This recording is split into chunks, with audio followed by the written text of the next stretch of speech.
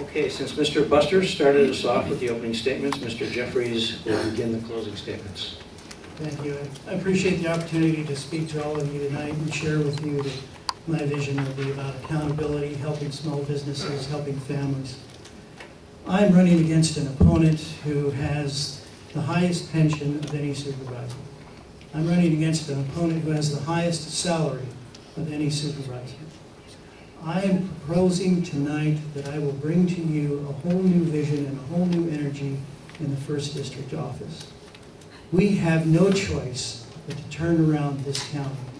And to do that, we cannot continue on the path we have been on for 20 years. It's time for some fresh ideas, new cooperation, and new leadership at the top.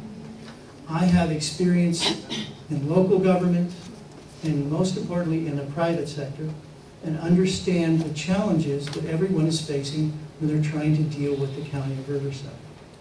I understand the challenges that cities are having with the county. There's a reason, folks, there's a reason that Mayor Loveridge endorsed me. There's a reason that the mayor of Wildemar endorsed me. There's a reason that the Howard Jarvis taxpayers have endorsed me. They are ready for some new leadership in the 1st District office. I believe my experience, my dedication to this county, dedication to families, to making this a great place to live, and respect private property rights will distinguish me from the incumbent and help with the recovery that we need and the changes that we must have in the county organization that will not occur if we continue on another term of the same old stuff.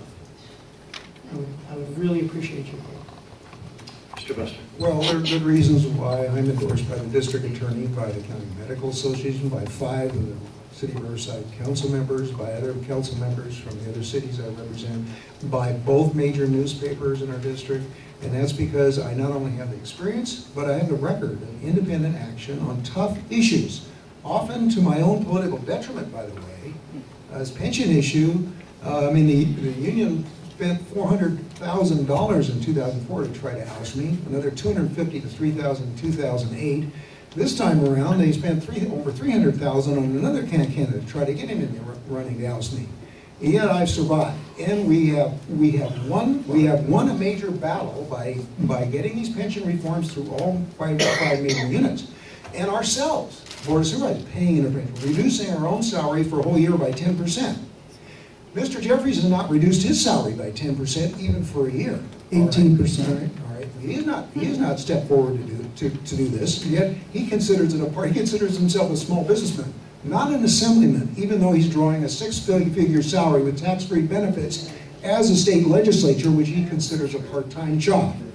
So this sort of misleading rhetoric. And one of the things that I was really concerned about is Mr. Jeffries put out a flyer, said that I and 2 other members of the board advocated prisoners getting out early to go on the streets, and then he cited a resolution of the board. Here's that resolution that he cited, and nowhere on it, Mr. Jeffries, does it say anything about the Board of Supervisors even contemplating or even giving any assent to any reduction in sentence for any jail or state prisoner. Okay, so if you're going to deal with the tough issues of the Board as